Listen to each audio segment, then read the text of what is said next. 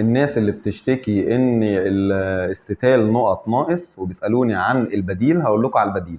رقم واحد، في نقط اسمها يونيسيتامول، ودي جرعتها نفس جرعه الستال، اللي هو ضعف وزن الطفل بالنقط. يعني لو طفل 5 كيلو ياخد 10 نقط. سهله؟ طيب، ما لقيناش ده ولا ده، في ستال شراب وينفع للطفل من اول يوم وجرعته ربع وزن الطفل. يعني لو هو 10 كيلو ياخد 2.5 سم. في بارامول او باراسيتامول او باراجيسيك، الادويه دي كلها شراب وتنفع جرعتها نص وزن الطفل. يعني لو الطفل 5 كيلو ياخد 2.5 سم.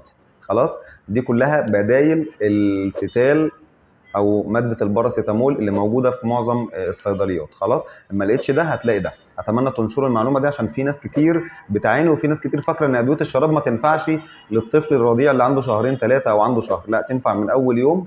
خلاص، بس كل دواء ليه جرعه بتختلف حسب وزن الطفل. شكرا.